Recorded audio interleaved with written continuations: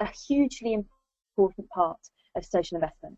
So we see social investment as changing lives through supporting impactful social organisations.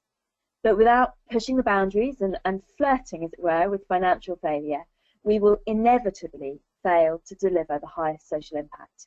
This means that failure is really, really important. And it's only by accepting failure, but crucially by learning from it, that we can make better decisions in the future. And at CAF Venturesome, understanding what causes one of our investments to fail is as important for us as identifying what drives success. And it's equally important, and kind of increasingly more so as social investment gains more of a track record, to share these learnings kind of with other people. And this is kind of why this afternoon I'll kind of be speaking about it. So last year, we carried out some analysis on our financial failures. And today I'll be sharing kind of that analysis, looking at one particular case study which illustrates some of those points, and also kind of our learnings. And as Stacey mentioned, I'll take kind of questions at the end, and I'm particularly kind of looking forward to Andrew's input as well. So just before we start, just a tiny bit more about Venturesome. So we are kind of a very active social investor based in the UK. We were established in 2002, and since that time we've supported more than 450 charities, social enterprises and community groups with over £36 million of social investment.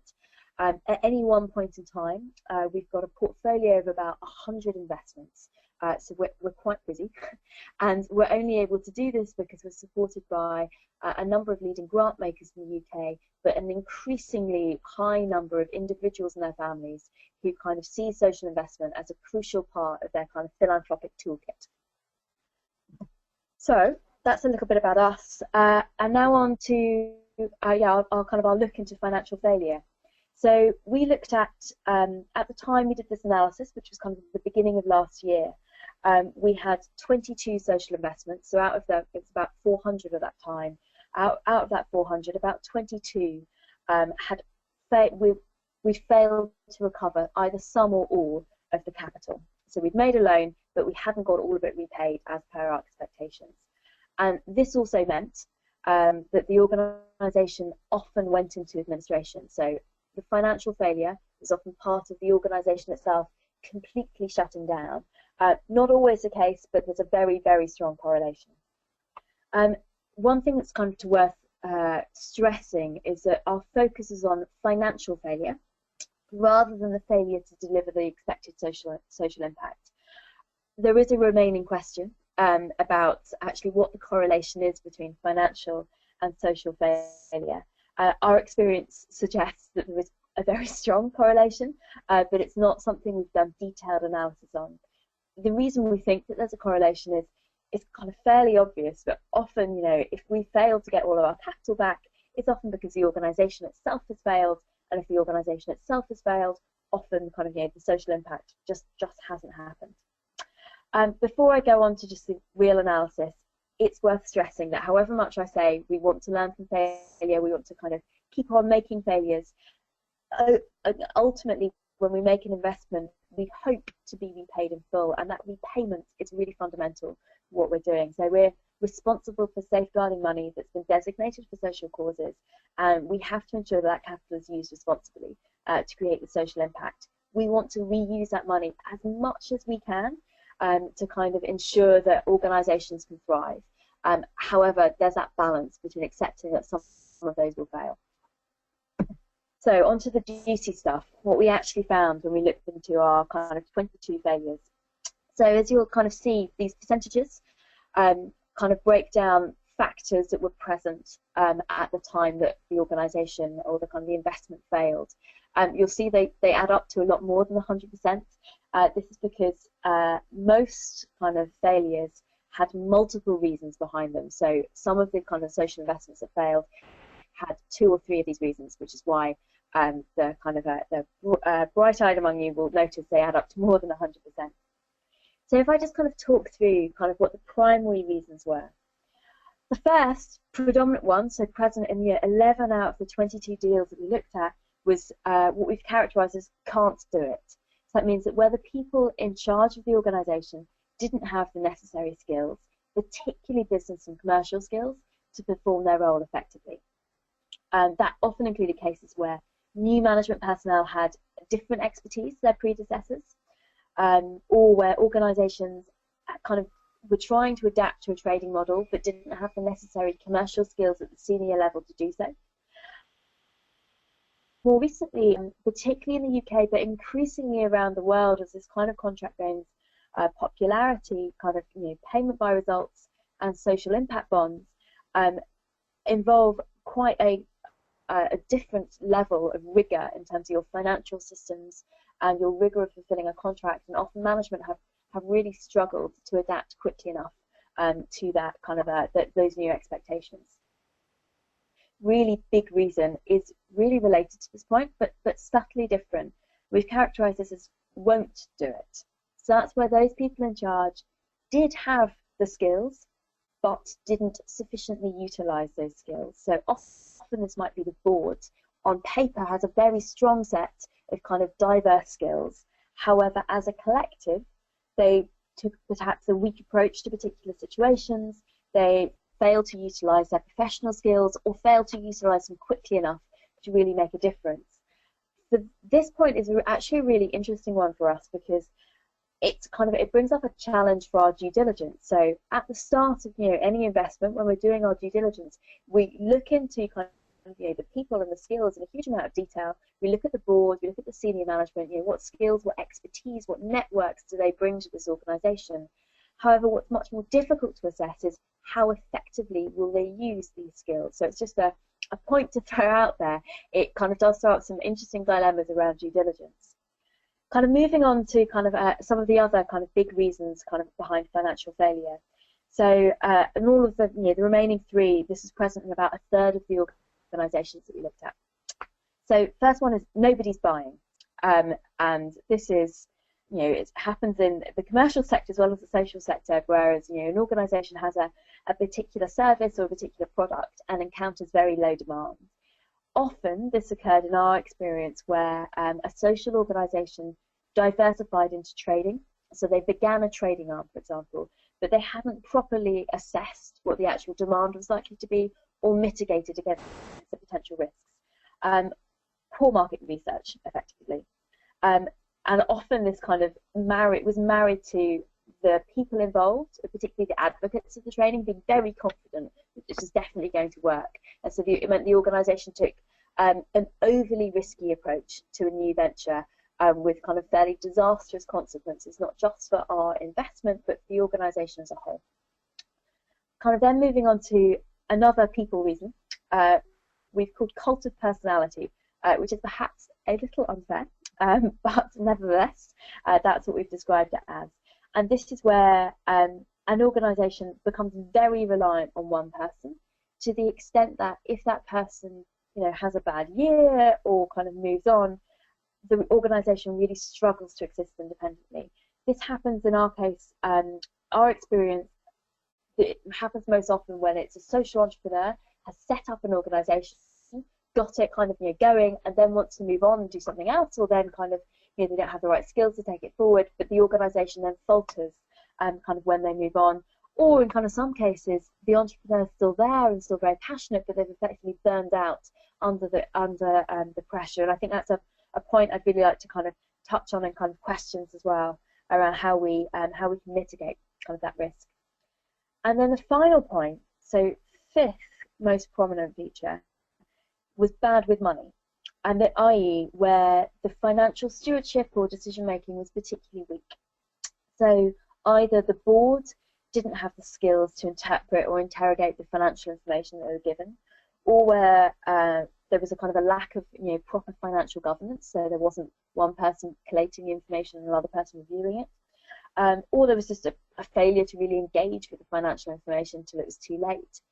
What's interesting around this point is we were expecting financial information and financial governance to be a much more dominant feature of this analysis than it turned out to be, and that's because it's a very dominant feature of our due diligence. So when we're doing our due diligence on a potential kind of organisation to make a social investment into them, we spend a lot of time kind of looking into the finances and understanding the financial governance. So I think for us, the question is either we do that. We do it quite well, and therefore perhaps we are effectively mitigating the risks of poor financial management at the outset, which, you know, that's a positive slant of looking at it, and I hope that's the case. But an alternative kind of explanation is that we are actually putting too much emphasis into the financial management and financial governance, and perhaps we should direct some of our efforts elsewhere. Anyway, that's a question I'll throw open to kind of the group at the end, but it's something that raised an interesting point for us. I think the overall thing about looking at these 5 main reasons, and there were others, is that people are really, really important. We know this, we know it, and it kind of comes across in all of our due diligence and everything else, but people are the ultimate drivers.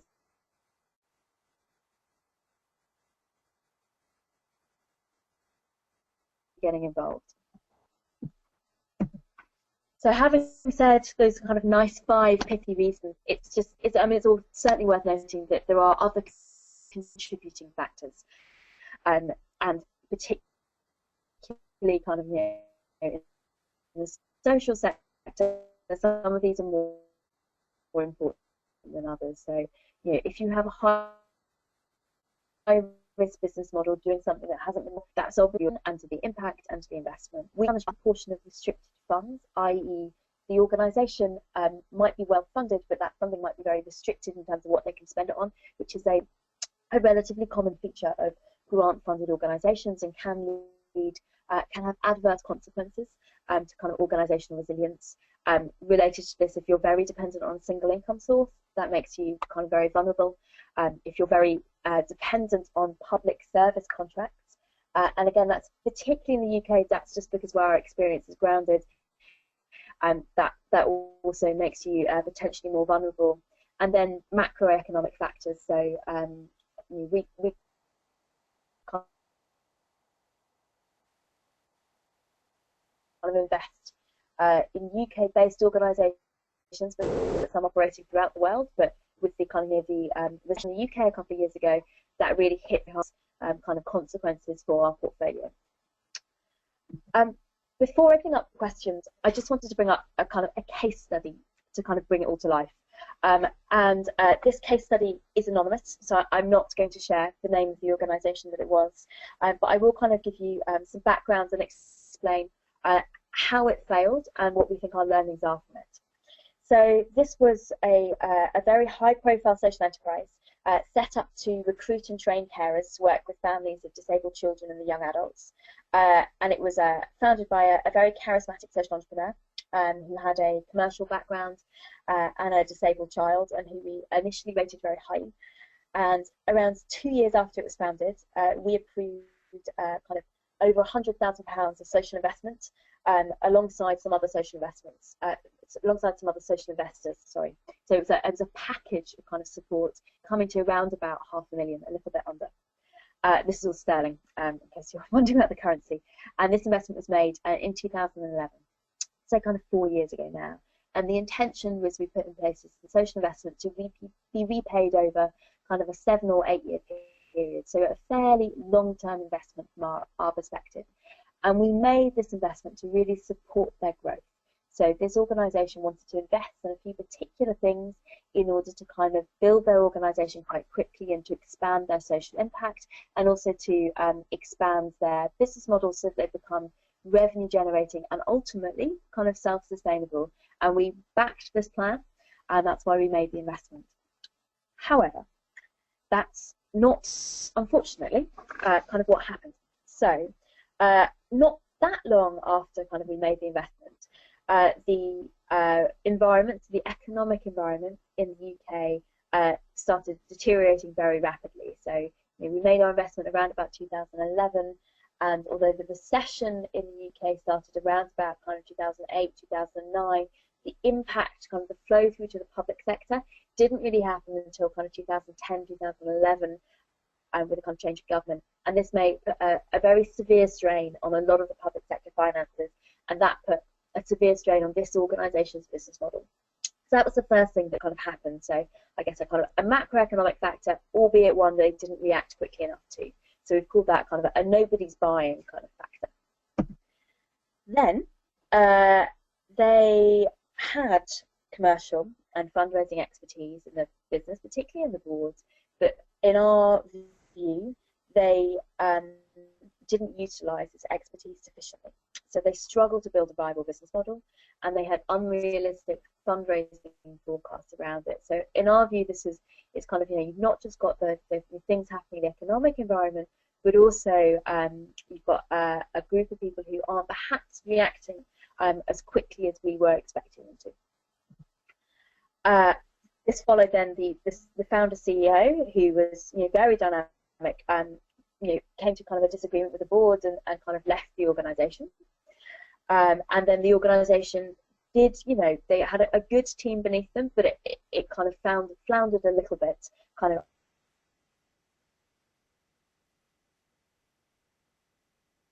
The board then was slow to react to the deteriorating situation, as, to be fair, were the social investors, and I will talk a bit more about our role kind of later. I think kind of all of us were, you know, we were slow to react to the deteriorating situation, and there was a struggle to work collaboratively with the founder CEO, who was still involved to some extent. So it's kind of an exacerbating kind of cycle of events at this point in time. At this point, though, I'll just go back one. And this really led to the organisation, unfortunately, kind of failed. So we lost a lot of our social investment, yes, and most of our capital, and the organisation kind of ceased to exist, which is a huge shame, particularly kind of given the massive potential that the organisation had at the point we made our investment. One thing that's worth noting is that they were not bad with money. Their financial controls were reasonably strong, and you know, the board had and saw and analysed the information that they should have been looking at. So in this case, it was much more about a broader economic environment and a failure to react quickly and a failure to work together collaboratively than it was a lack of financial control. I think for us, obviously kind of this played out a bit more slowly than it implies from the slide, and a bit less smoothly than perhaps the slide implies. There were a number of lessons for us, and I think kind of as a social investor, we've looked back and said, okay, what would we do differently? So I think firstly, we should have been clear about the governance arrangements on the board. We had concerns kind of at the beginning of the investment about what governance would look like, and we should have been clearer about those concerns and made our investment potentially kind of conditional on some of those concerns being addressed. I think the kind of the stronger point for us is we had some concerns about the business model earlier on, particularly about as it was changing, how they were adapting it. And again, we should have been even more vocal than we were about those concerns, and used our kind of investment a little bit more proactively to kind of make sure the organisation reacted more quickly. Saying all of that, ultimately we were an investor, it's not our organisation, so it is up to the people involved to kind of make the main decisions, but we do feel we could have taken a kind of a stronger role than at times we took. There were lots of positive things that we did and we think we would do again, so we worked very well with our co-investors. We think that was hugely positive for the organisation. We also were very kind of comfortable with the financial due diligence done, but we also think that given the organisation, the way it presented and the social impact, we potentially would make the same investment again. I mean, having learnt from what we've learned, we wouldn't say, actually, if this organisation presented again, we wouldn't do it, because that's not the case. We think the impact and the financial risk trade-off was an appropriate one to make. And looking at the potential for impact, we still think it was a good organisation to kind of back. So having said that, kind of all of everything I said, we are trying to learn from it, but that doesn't mean not doing it again. It just means doing it differently and doing it better. And I think with that, and I've touched a little bit on kind of what we've learned kind of already. I'll just draw out a few more conclusions and then open up kind of questions to the audience. I mean, the main things we've learned, not just through this particular case study I've touched on, but through the analysis of the organisations, the investments that have failed, and the couple of failures we've had since then, is that having a flexible and patient approach is absolutely crucial.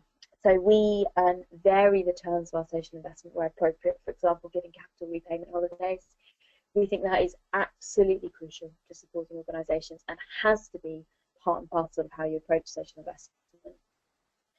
We think that increasing the intensity of support where organisations need it could be very, very beneficial, and that we as social investors should be better at ensuring that we've got the right networks to bring people in, often on a pro bono basis, because if often an organisation is struggling, they won't have the money to pay for external consultants. So you're talking about pro bono support or kind of grant funded kind of consultants or peer mentoring and kind of other more creative ways of getting that support in.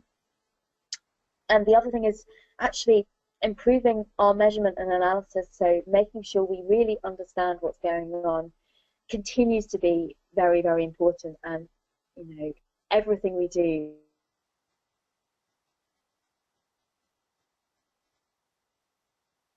and kind of and how successful they are or aren't.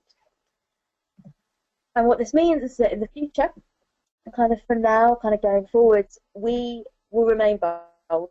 We continue to want to innovate, and we continue to want to push the boundaries of kind of failure, kind of what I was talking about. We think sector engagement and collaboration is absolutely crucial, and that's something we are very committed to doing, and also very committed to being transparent about not just our successes but also our failures. So seminars such as this are a great case in point. We think making a mistake once is not a problem, it's making it twice that's a real problem, and we've really actively learned this kind of in our portfolio, and we're engaged with some other projects at the moment to kind of really emphasize how important it is to be transparent. So there's a paper that will come out in a couple of weeks' time, which is a very detailed third-party piece of analysis by an organisation called EngageDX, which looks at our portfolio and a couple of other social investors and really kind of shares what our financial successes kind of been. I think that's kind of about everything from me. I mean, I really look forward to opening up to questions, and I think particularly hearing Andrew's perspective. Thank you very much. Thank you so much, Holly, especially for sharing about the failures and your learnings. I think in Asia here, we are probably not at a stage to find as many social investors who are willing and able to share about these failures. So it will be interesting. I know recently at the hub in Singapore, they just shared, they had a small session and to share about some of these failures. So I think it's a great way for the ecosystem to learn from each other. So maybe this is the right time now to ask Andrew whether you have other perspective that you can add on to this, especially from your experience with Inspiring Scotland and also from the report itself. Andrew? Thank you very much, Stacey, for that kind introduction. I will speak a little about my experience at Inspiring Scotland, which was a VP or a venture philanthropy organisation which I founded in 2008. It was a grant-based organisation. We made grants on 10-year basis to social purpose organisations, and I have a couple of examples from fairly early on of social purpose organisation grants which failed to deliver the social impact we sought to achieve. But Stacey has referred to the EVPA report, Learning from Failures, which I would recommend to listeners as a very good source of information. I was part of a group who contributed to that report. My colleagues tell me I contributed most to it, which probably makes me the lead failure in the team. But I would certainly commend that report as a very interesting but very valuable learning document for you. But as I say, after the first couple of years of the first portfolio of Inspiring Scotland, there were a couple of interesting failures which I think have got some lessons attached to them. We carried out fairly significant risk analysis in the due diligence phase of selecting social purpose organisations, and we looked very closely at the people or the organisational risk aspects. and also equally carefully at the model or the intervention risk that the social purpose organisation were intending to make. And I think the key lesson for me of the first of the failures I will speak about was that you can't take a high risk on both sides of that equation. That's probably patently obvious to many, but if I give the context, this was again similar to Holly, a very highly rated, and in this case a very long established children's charitable organisation, which typically worked with very young children, but the claimed that through their work, my first fund, I should say, was in the ages 14 to 19 disengaged youths. But this charity, which its experience had only been with very much younger children, was very clear that in many cases in homes that they were entering, there were 17, 18-year-olds who were disengaged, and they could get to people that the other ventures in their portfolio couldn't reach. That was very attractive to us. So we took a risk that it was an unproven activity for the NGO and not a particularly strong referral route. The second risk we took was this was an organisation that had been used to previously grant-based funding without high engagement, without venture philanthropy approach. And we were very concerned that that wouldn't necessarily be welcomed by them or something they would use the high engagement and the additional non-cash aspects that were on offer. So we assessed them highly on that as well. And essentially from day one the outcomes were relatively poor, and over 8 quarterly reviews we failed to create a turnaround.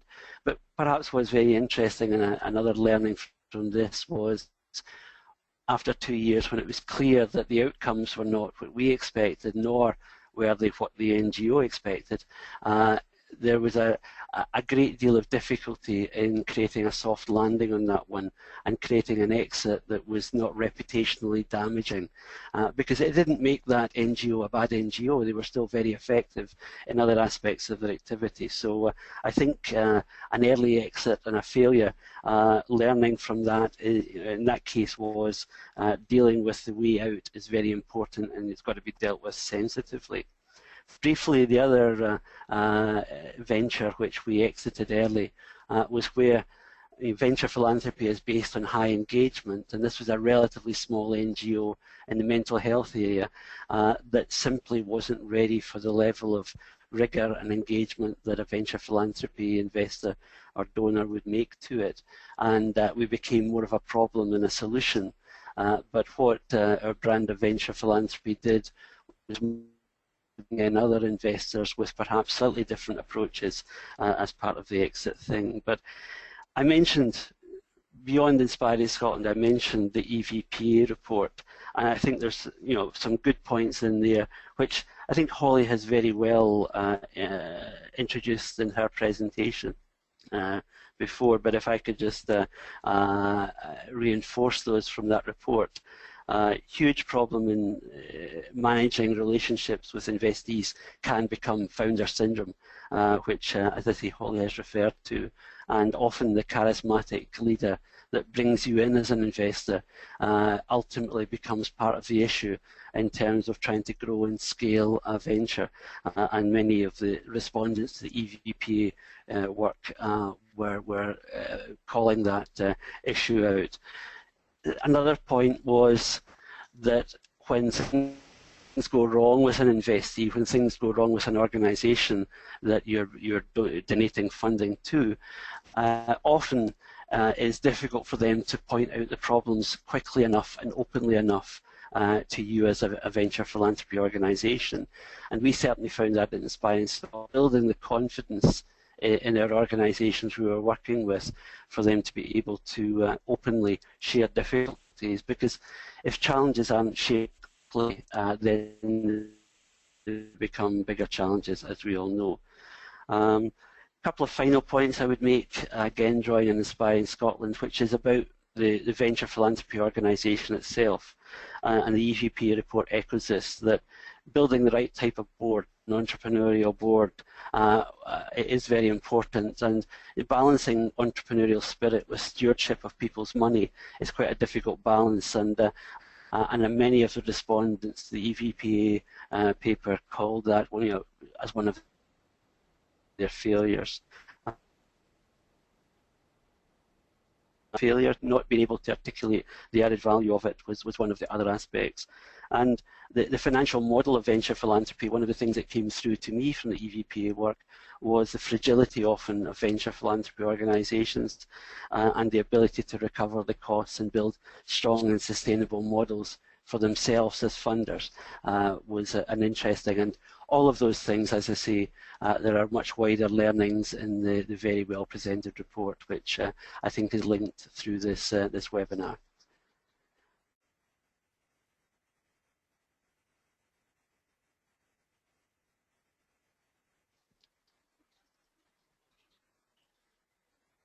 The console, because we're not opening for the participants to freely ask the questions. So you have to type these questions in. Okay, for now, I actually have a question first for Holly with regards to how CAF has made mistakes and also learned has also learned many lessons from these mistakes that are made. So the participant is asking whether CAF has built specific processes in your daily operations, especially with regards to your pre-engagement processes, to avoid such mistakes in the future. So the very short answer to that is yes, we have. I mean, as I hope you guys all expect, our processes, particularly so our due diligence processes, and also our post-investment, so our kind of when the investment has been made, but we're still managing that relationship because obviously there's a lot of money at stake. That all of our processes around that are refined kind of over the years, and in particular, when we have a failure, when something happens, we try to do a learning paper and then pick up the learnings as a team and kind of feed those back into our processes very explicitly. So I guess a couple of examples I can kind of share without getting kind of too technical about it. One of the failures that's in R22 that isn't the case study I mentioned was a lot of things went wrong, and there are a lot of things we can kind of learn from it. I think some of it is about board engagement. So in this particular instance, we had spoken to the chair of trustees at the beginning of the investment, which we should always do, but in hindsight, we had not sufficiently ascertained that they were very, very fully aware of exactly what our investment involved and what that kind of conditions were. And that's a very kind of very clear feedback which we've got, which we've then kind of fed into our processes. There were quite a few other things actually around financial management as well. So particularly in smaller organisations, the accounts might not be audited, and that's fine. That's not in and of itself a problem. Where it is a problem, however, is if the accounts are supposed to be independently reviewed, but the reviewer isn't sufficiently independent, and for an investor, that's a real kind of that's a real problem, and it's ensuring that the board, not just the information that you get, but the information that the board gets, truly is kind of an accurate and fair reflection of kind of the information. Those are kind of a couple of very specific examples that have come up in the last couple of years, which we've then explicitly fed into our operating procedures. But I think the main kind of learning is that people are really important, and every time we look at a failure, we can kind of see the things that went right because we trust the people because that interaction worked, and the things that didn't go right, and often that does come down to people. And some of that you can kind of write down in processes, but some of it is a way of working, and it's difficult to kind of put it into a kind of a tick box process. It's much more about kind of building a relationship with the investee and kind of getting that engagement right. And for our experience, that is difficult to learn just from having a paper or online a process, and it's much more about supporting the junior members of our team to kind of build up those skills in working with people and having the confidence to trust their own judgment about people as well. And so that's a bit of a longer kind of answer, but we try and therefore make sure that every investment we make, there is a more junior member of the team and a more senior member of the team involved in that from the beginning, so that we can kind of really build up that learning within the team as quickly as possible. Thank you, Holly. I think that is very, very helpful for the investors who are building up their teams and going into due diligence to really understand better from your lessons. I just want to extend this also to Andrew, whether you have any comments to add to that. Yeah, I would say a very similar answer to the one Holly gave. We had a model where we had a team of investment, or we called them relationship managers, on each of our portfolios. And the closeness of that relationship is key to mitigating risks. And the training of the... Andrew, sorry. Sharing the... Could you repeat the last line? We lost you for a bit. Oh, right. Okay, sorry. I was simply saying that sharing the learning across the team, having regular team briefing and debriefing sessions on the full portfolio and what everyone is learning, and learning as a team of relationship managers was very, very important.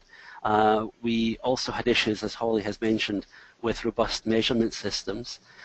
So we hired external organisations to carry out training with ventures after our principal failure, which I mentioned earlier. And we also significantly increased the pro bono group. Ultimately, at Inspiring Scotland, we had 210 pro bono providers. So we made sure we had good skills in all of the areas where we were having difficulties. One of the big challenges for the organisations we were funding was HR issues, and I mentioned earlier that it's difficult sometimes for an investee organisation to hold their hand up and say there's a problem, and that's even more difficult where it's an HR and a very personal issues in organisations. But these are the very ones that become much more complex if they're not addressed early. And our pro bono pool was invaluable in giving us the skills and giving us the expertise that we could bring to bear on our social purpose organisations and help them through those challenges.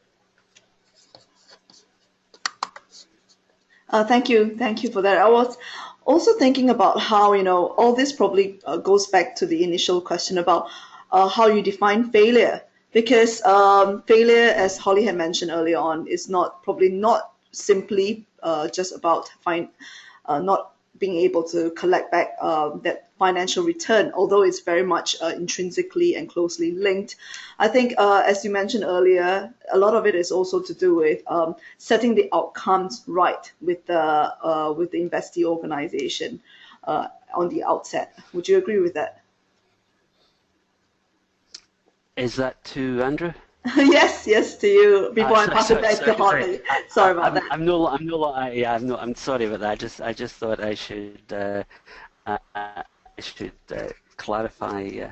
Yeah. Could you reframe the final part of the question, please, Steve? I didn't catch it all. Okay, I was asking whether one of the important parts about this is really having to set the outcomes clearly from the beginning with the investee organizations. This will define whether or not, the project or the investment results, how the results will be, right? Thank you for that. I would go one step further back on that, and even talk about the scoping of a fund and being very clear as to what the social aims of that fund are going to be and how you're going to measure success. And we invested quite heavily in that aspect. And sometimes, certainly in the EVPA report, people talked about maybe not investing enough in that framework, the baseline before you start, because how do you know what success is unless you know where you begin from? But absolutely, in relation to the investees of the social purpose organisations, having very clear outcomes and very clear tracking of those outcomes is vital. It's not to say that if the outcomes change that you don't simply accept and you learn from that and you evolve and be satisfied with outcomes. We also launched our fund, which was about moving young people into employment at the point of economic meltdown in Europe. So the three key metrics we had were the number of young people moving into jobs, the number going into training, and the number going back into education. These were the three highline metrics. And because of the economic downturn, we had to accept that the proportions of outcomes in each of those might not be exactly as it was pre-recession. So you need to perhaps evolve your expectations, but that is something you've got to do carefully and thoughtfully, and so sometimes the outcomes do change over time, but there's no magic on that one. Yeah, absolutely. So Holly, would you have anything you'd like to add to that? Holly? Point about needing to be flexible, I completely agree with, particularly when you're setting you're putting in place social investments which last more than a couple of years, which most of us does, because it's very difficult in a fast changing sector to have a kind of a really clear understanding. You can have a kind of a goal that you're aiming towards, but the exact kind of proportions, as Andrew was saying, might vary, and I think it's really important for a social investor to be flexible so that you are not hampering an organisation trying to achieve social impact. You want to make sure you're both kind of working for the same goal. Having said that, so I definitely agree with Andrew that kind of the flexibility kind of is important, and being clear about your goals up front is important. There's also a question around, I guess, proportionality.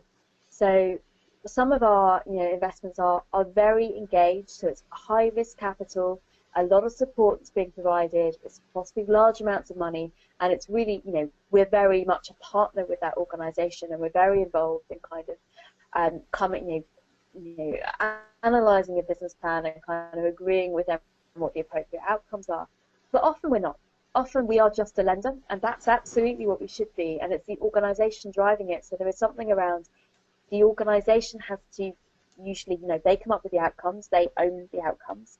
But there's also, I think, a limit sometimes to how much we can expect. If, say, we're making a fairly low-risk, light-touch loan for, say, £50,000 kind of in the UK, and it's a kind of a fairly large organisation, there's a limit to how much influence we'll have there. And I think we need to, when we make our investment, we need to be comfortable with that limit as well. Right. We still have another less than 10 minutes. I just want to remind the audience again, if you have any questions, to key that into the console. So I have a question actually, because we talked about different forms of funding and different levels of engagement and how that leads to different outcomes and results with the different investee organizations that you've mentioned.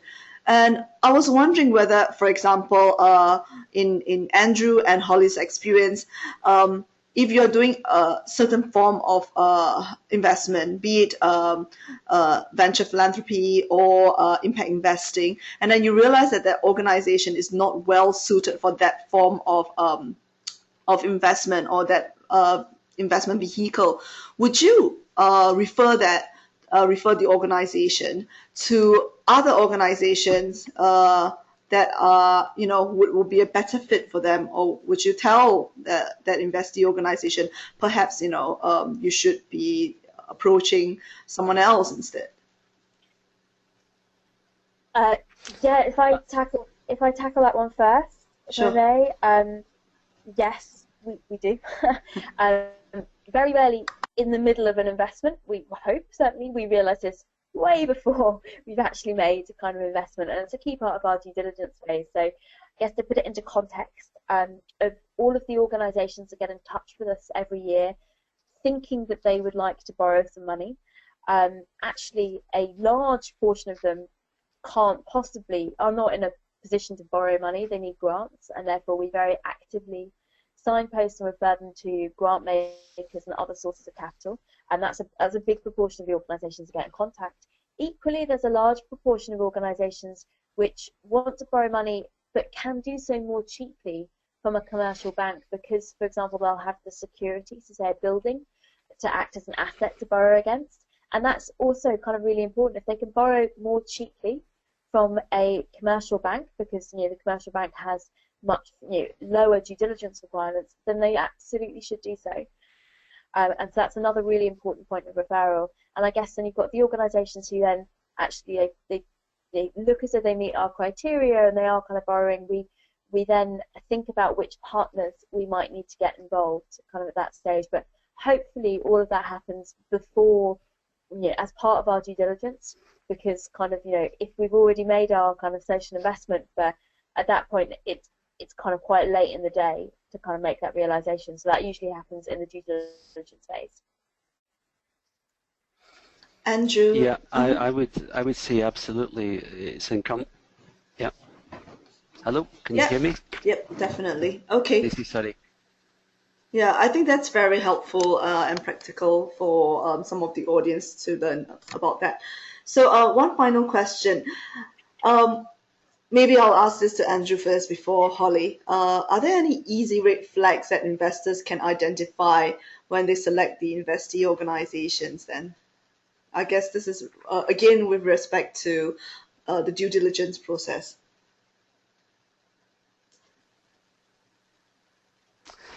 It's very difficult because I think that a due diligence process will run through the standard due diligence of understanding the financials of an organisation, understanding its logic model, understanding there's various pieces of hard evidence you gather to build your picture, and that will move you, and that will create a sifting down to those organisations that maybe go over a certain hurdle or maybe make it to final stage.